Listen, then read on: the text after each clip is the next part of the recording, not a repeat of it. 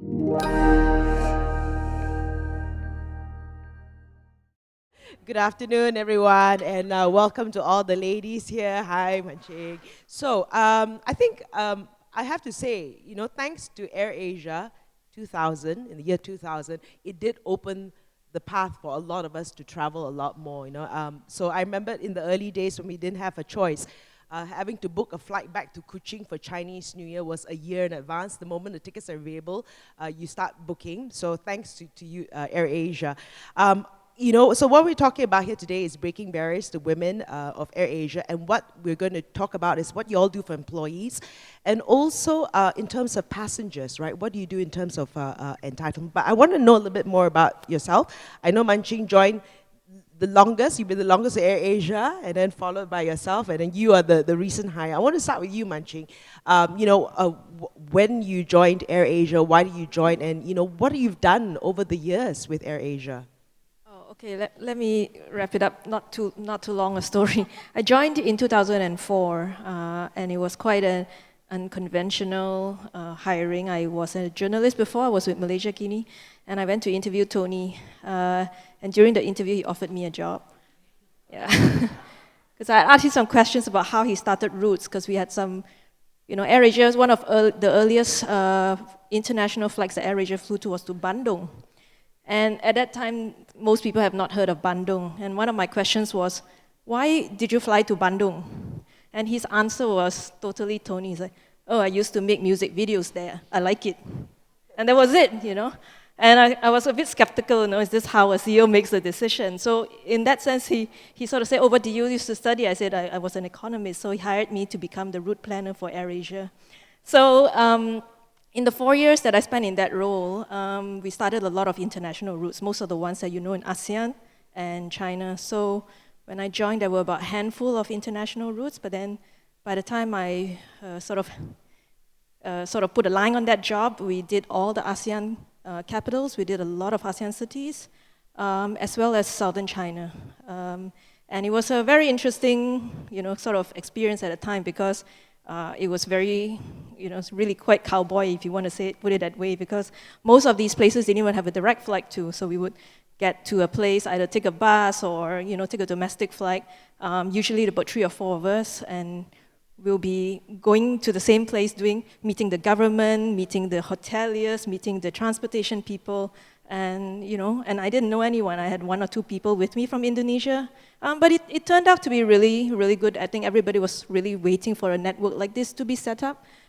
In the end, we found that majority of the routes that we did really turned out to be quite successful in the end. Yeah. Amanda, 8 years with AirAsia, and when you started, and then what has happened over the last 8 years? I joined AirAsia back in 2011. This is right after my employment with LVMH and L'Oreal. To me, LVMH and L'Oreal is a very delicate, very feminine industry because I was actually doing brand management for champagne. And when I reached L'Oreal, I was doing a professional haircare division, which is really, really a feminine industry. To me, it's always an experience. How does it feel to be part of something that's not so feminine, something that you're not very familiar with? And then the opportunity came. I was asked to join AirAsia. At a point of time, AirAsia wanted to start developing Indo-China as a new market. My first project, you can imagine that I joined the company and I have to launch Da Nang, Vietnam as a new destination. It was pretty exciting for me because I have not done all this before. And I remember my first trip to Da Nang was meeting with the local governor. You can imagine local, very traditional, serious industry where you have a team of very serious senior executive, governor, men sitting in a room, and we walked in as AirAsia. And back then, I was very young, you see. So when I walked in, they were thinking, are you taking notes? So that was a wonderful experience for me. And yeah, I think throughout my journey in AirAsia for the past 8 years, I learned how to be confident, right? And of course, in AirAsia, women is always empowered. The bosses, the company culture always encourage us to challenge and go beyond the boundaries. It's a very good culture in AirAsia, which I learned and enjoyed. Yeah. I'll ask another question, but I will get to Karen first, right? You just joined, right? What made you decide to join the company? Well, firstly, I just want to go and thank you, Zafigo, Marina, for inviting us to be here. Really honored to be here to share the stage with so many spirited women. Very inspiring. See, we love your songs. Hopefully you can actually help AirAsia do a jingle as well. So for me, I know Amanda and Munching always hate me saying that, but I am actually the youngest. Only, unfortunately, within the AirAsia tenure. I haven't even finished my 6 months yet, so hopefully by joining this event and really talking about AirAsia, I have a better chance of passing my probation. One of the reasons why I joined, I have always been working in a regional capacity in the retail vertical and always in F&B. So I have been selling carbonated water, I've been selling pizzas and chicken, so you can imagine which company I've been working for the past 10, 15 years. And I have always been focusing on digital transformation. And the funny thing is that every time when we start looking at who can we actually poach, data scientists, data analysts, we look at two industries in the travel vertical. It's either airlines or hotels because of the dynamic pricing, how we can actually go and build bundling and analytics. So I thought instead of poaching people from the airline industry, why don't I join them and learn a different side of what technology and innovation can be in the industry. So that's why I'm here. You know, when, just being in the industry and being in AirAsia, was being a woman ever a factor? I mean, like, was this something that's talked about? I know there is that you have this program, #Girls Can Do Anything, but, do they, it's about hiring for merit, right? And rather a gender factor. I mean, was that something that you felt, being with AirAsia? Not really in my personal experience, but then I also have a personality that does not put up with it. But in general, I think I did a talk about this 2 years ago at an event by the Star, and it was about gender representation in our industry. Now, you look at AirAsia, you think that we are very, very equal. We are. If you look at the office, we are about 50-50. But if you actually look at it overall, we are about 70-30, 70% male, still 30% women. And it hasn't really changed in the last 10 years. And the main reason for that is because the barriers remain in the technical jobs, not barriers from our side, because obviously we have really broken a lot of ceiling for women pilots, women engineers. But in terms of women who want to enter these fields, they still remain very, very low. So an example is engineering. So I was trying to find out why there are so few women engineers. So then I met some guys from engineering school, aviation school, and they said that only 10% of girls enroll in engineering school. So even though we want to hire more girls, there aren't the women available. And looking further back into that, it really reflects back on society. Our gender gap in Malaysia is not great. It's the lowest of all of ASEAN. And I think a lot of issues need to be dealt with on a higher level, a wider scale. It's not for lack of opportunities, but just how society is in Malaysia, right? A very interesting couple of things. 6.3% of the airlines total 3,500 pilot base, 220 female pilots. This is one of the largest percentage in this region, right?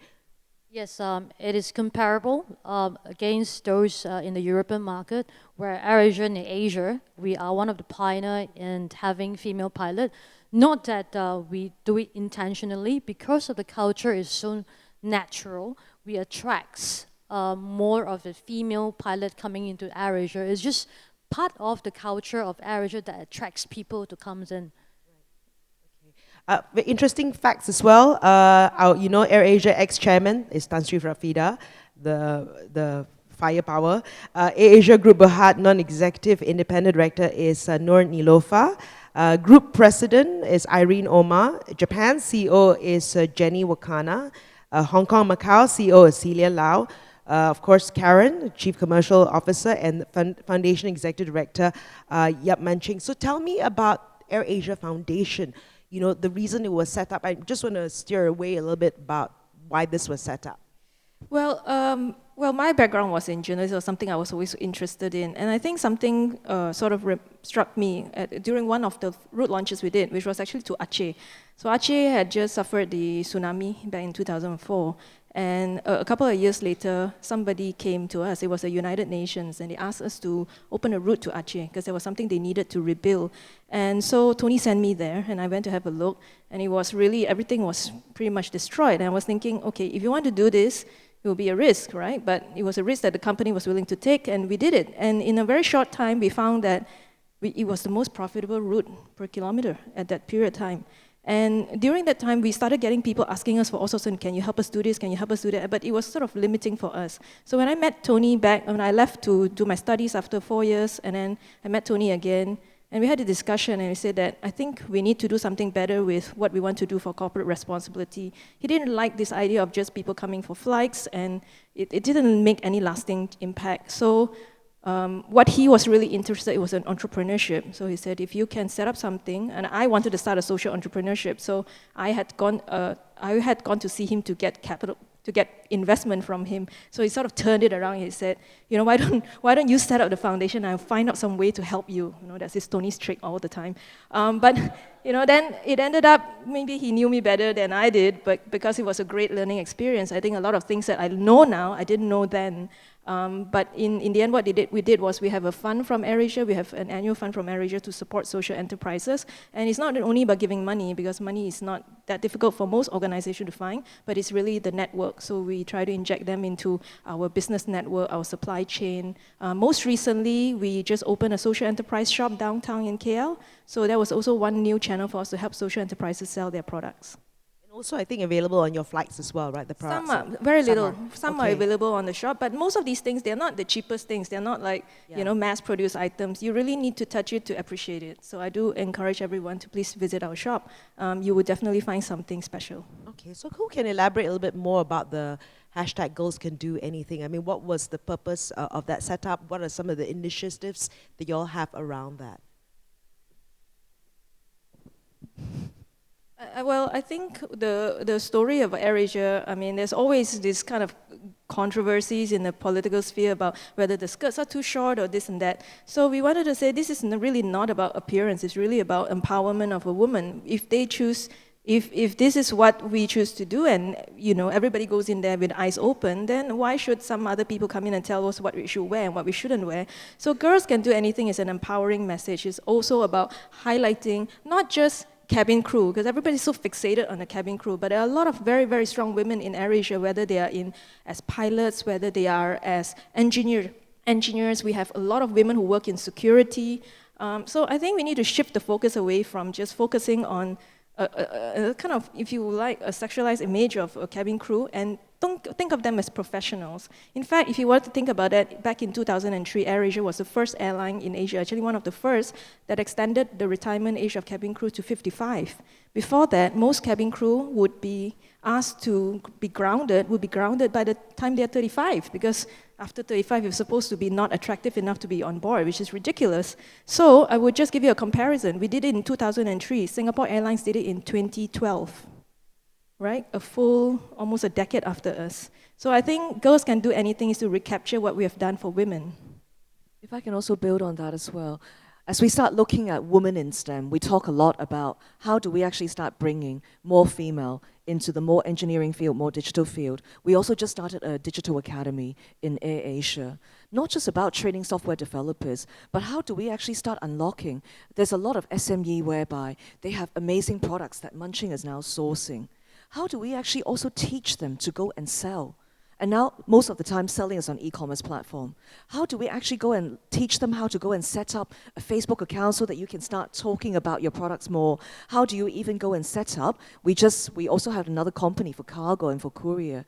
How do you even go and sell beyond your particular country? So it's basically about having the entire focus on the end-to-end value chain and making women one part of that. Want to say something?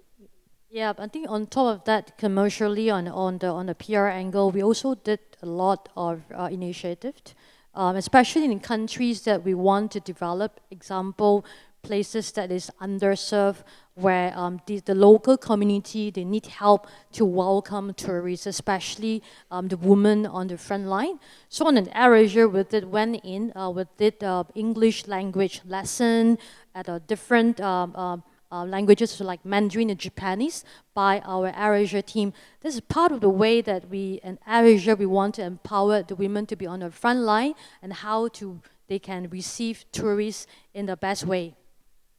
You were just saying about breaking stereotypes. So there's some women who are baggage handlers as well. Yes, absolutely. That's an amazing story because one day Tony just said to, at the time, his name is Han Lim, and said, "Can you get some girls?" So he was a bit surprised, you know. He said, "Okay, boss, I'll do that." So we went to a recruitment round, one of those career fairs, and he recruited the first girls. And within a very, very short time, we ended up having a large group of girls, like 40, 50 girls. And I remember I had asked him, I said, "Why would girls want to do this job? It's really tough, you know, it's carrying bags and things like that." And the girls said, you know, a lot of the girls don't necessarily have a very high level of education. And if they don't have a job in a company, they would end up, you know, they would probably be doing jobs like cleaning homes or selling things. And this is something they felt as a way to, as a career progression as well. And then the answer from the girls was really surprising. They said, if I can pass this physical fitness test, why should I not be allowed to do this job? And which is very fair, so they did. And the nice thing about it, it has very interesting side effects. So he said that after the girls started joining, the guys started to shape up. You know, they started to dress nicer, they didn't smell so bad. You know, the whole area where we had our ramp staff was cleaner. So the girls set a discipline which we didn't anticipate, and it turned out to be really, really good. So subsequently, a lot of the girls went on to do other jobs. They went on to do desk jobs. They went on to work in executive roles. I think that is, you know, sort of the entry point. Okay, so we were talking about employees. What about passengers? You know, I think one of the things that we talk a lot about here is safety for women when they travel, accommodation needs and all that. Is that something that AirAsia is looking at developing, or do you have something in place already? Absolutely. I think if you've actually heard some of the latest or read some of the latest Twitters from Tony, AirAsia is now transforming to be more than just an airline. We want to be the fastest growing and most loved travel tech platform in ASEAN, and we are doing that. If you actually open any of our apps, right, whether it's on website or on our actual app, you can see that we are no longer just selling airlines or flights. We are now selling hotels, activities, deals, and part of it is that as we start looking at how we can bundle, exactly like what Kiara was saying on Google, Google is the best for search. I think AirAsia.com is the best still for reserve, because we actually own airlines. So as you start looking at, okay, what destination I want to go to, what hotels I want to stay, we are now working on thematics. What about medical tourism? A lot of us don't want to talk about it, but a lot of us also go and visit Korea. We also talk about other types of tourism, maybe going for the Umrah trips. What about something that we can actually go and tailor specifically with social impact, focusing on female? And I think what Marina was saying, it's very, very true. When we talk about travel, it is no longer just about physical or social travel, exploring new destinations with your friends, but it's also about spiritual travel as well. You know, how do we actually go and self-discover? And I think the bond, the sisterhood of females traveling together is so powerful. We would love to go and further explore. And we're already working with a lot of different hotels and basically offering that. I think another, on top of what Karen just shared, is very true. Another layer is within AirAsia itself, we have about 20,000 employees in AirAsia. We call ourselves All Stars. And all of us, we travel almost every day for work. And a lot of times, we are actually a solo business traveler on board. You see, we are low cost, so we can't bring the whole troop to travel together. So a lot of times, us as a colleague, we will share tips. Example, if we are going to an underserved destination, which hotel we should be staying as a woman, and then what are the things that you should bring along, and make sure you have all these contacts with you. So internally, we have a lot of sharing as a female colleagues. Just to top up on the product offering from AirAsia Group per se, we were just talking to James the other day about, hey, we have travel insurance brand. It's called Tune Insurance. in future, we should be developing a travel insurance product just for women, right? That's part of the discussion that we had together. It's not ready now, but of course, we'll actually put it in the pipeline. So when you say for women though, I mean, what are the considerations when you talk about travel insurance? What other additional considerations? I travel with travel insurance, but it's like, you know, I don't want to lose my luggage, that sort of thing. What other considerations would that be in a travel insurance package? Probably, we're talking about which are the hotels, which are the contact person you can get on, locally to get aids, for a helping hand for women. And all these things should be part of the service, just like you buy a car insurance. When your car breaks down by the roadside, you know there's a number for you to call, and these people will come to your rescue anytime, right? We can do the same on the insurance side where all these things are part of the package. So when you land locally at the particular destination, these are the number you should call, and all these things are all inclusive in the travel, and you don't have to pay anything extra beyond that. So it's part of the ideas. It's just very vague right now. We were just talking about it over lunch. So yeah. I think another product, and we're not trying to sell here, but as we start talking about female empowerment, I know that especially for Malaysia, people have to save up to travel. Even though we are a low-cost carrier, when you start looking at the entirety of the trip, people have to save up. One of the initiatives that we're now taking is, how do we actually empower not just women, but for installment payments, for you to go and purchase, travel in advance, and you can actually pay it off later. So that is another focus that we're looking at right now. Maybe one or two questions on the floor. Anyone's got any questions for the AirAsia team? Suggestions on what you would like to include in your travel? Anyone? Can raise your hand. No? Yes? No? Okay, so I was talking about, going to medical tourism, going to Korea, you come back in a different phase. I know it's happened in some countries. Okay, so when you talk about, I want to know, like, with the digital side of things as well, right? Data scientists and all that, are you encouraging more women in that space? Is it a conscious effort that you're hiring that in terms of the technology and all that? Is that something that you're looking at? Absolutely. Obviously, the way we hire is based on competency, irrespective of creed, race, and gender. But that's why we were talking about the whole digital academy. We are encouraging more female to go and start exploring what are the opportunities within digital. I think every single touch point in our life now, right? Either start with a mobile phone or start somewhere online before we go back into the real physical world. So that is one area that we need to continue to focus on.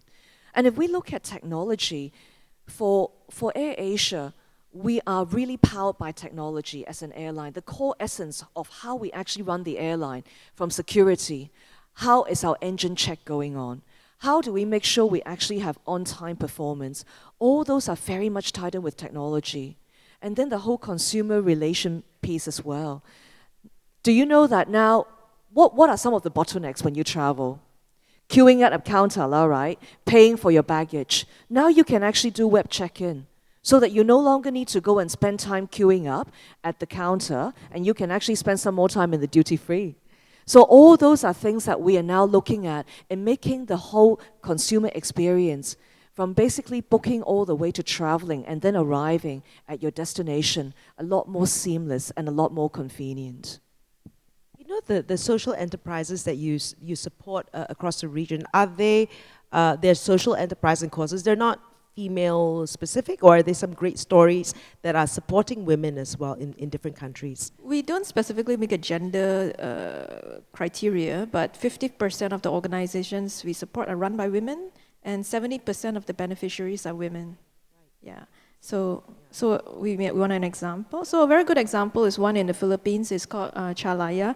So they are, it is a tea. They produce tea, beautiful, lovely herbal teas. And it was set up by this young guy because he was working with the social welfare department, and he had been sent to this place about 3 hours in this place called Laguna outside of Manila. And the village was full of what you would call, they termed as climate change refugees. So these are very poor women who used to live in the basically settlements along the river in Manila, and there was a huge typhoon a few years ago, and the entire village was wiped out. So what the government does is they resettle them. But the problem is they resettle these families there, but there are no jobs there. So the men would go back to work in the village, and the women go back to work in the city, and the women were left behind with no work, lots of kids, and basically nothing to do. And we met women there was one woman with 20 kids, I'm not kidding, yeah. And basically, a lot of them ran into problems because the husbands are away, and some of them ended up not coming back. So he set up this organization and started getting these women to grow herbal teas, and they started taking over running the business. And after a period of time, they produced these really beautiful, lovely products, and he started bringing them into Manila. So it's now sold in one of the biggest coffee chains in Manila. And we also sell some of them on Philippines AirAsia. And this is one of the examples. So when you have projects like this, you see the immediate effect in terms of social as well, because once they're empowered, they are able to make choices for themselves. So they have fewer unwanted pregnancies. The children have better schooling. They have better health care, and all these we can see very clearly in the village. So now the women have gotten together, gotten a big new tract of land, where they have now started growing their own plots, because they used to just have little plots around their house, but now they have bought a plot of land and they are growing the business. So our grant to them was actually to get them new machines, because when I first met them, when they made the teas, they actually harvest the thing by using scissors to cut them, and then they individually mix the teas. So now we've gotten them machines as well, so it improves their output and quality of their product. Okay. Just want to maybe just close off asking each and every one of you, where do you see AirAsia heading? In terms of is it beyond the aviation industry, as you mentioned? How do you think this will also empower women, whether it's employees or passengers, in terms of travel? What is your vision? What do you hope to do in your current role? I think one of the main motivation for me to join AirAsia is really Tony's vision, that now everyone can fly. And as we start evolving to be beyond more than an airline, I think we can actually drop off the final word. It is really about now everyone can. AirAsia now is turning into basically a lifestyle platform, exactly to what Munching is talking about. We are supporting a lot of social enterprises. In fact, this week we are celebrating 600 million passenger flown. And one of the story that we're going to celebrate next week is about these two sisters in Indonesia. One's 14, one's 16. They just have this calling to go and teach children in slum areas, to teach them, to go and provide an opportunity for education. Their parents gave them one chair and one foldable desk, and that's how they started 3 years ago. Now they have set up this No One Teach One in 17 different cities in Indonesia. And I think that is basically the whole, the vision, and also basically the DNA of AirAsia is about allowing dreams to come true and basically daring people to actually go and pursue their dreams, whether it's female or it's basically gender agnostic. And how are we going to do that? Is that we go back to the same platform. We will now become a lifestyle platform. Not only can you actually go and buy flights, you can actually go and, there's another entity that we have called Our Shop. We strongly encourage all of you to go and visit Our Shop. Because not only will you find commercial products, you also go and find a lot of the social enterprise products that you can have there. And we open this platform to any SME, to any MICE who also want to go and start trading beyond borders, across borders. So that's basically the gist of what AirAsia want to be. Amanda? Yeah, I think riding on what Karen just shared is I personally learned a lot from this career that I had with I'm in AirAsia. I travel every day, almost every day. I meet all walks of life at the airport or on board. There was one day I was traveling to Indonesia. I have this little young girl. I think probably she's at the age of 18, and she asked if I mind changing my window seat with her. So I asked, before I can ask why, she told me that, look, this is my first time flying. Probably I don't know when is the next time I can fly again, because it takes me a while to earn to get the ticket and the accommodation. I want to capture all the best moment that I have on board through the window. So, wow.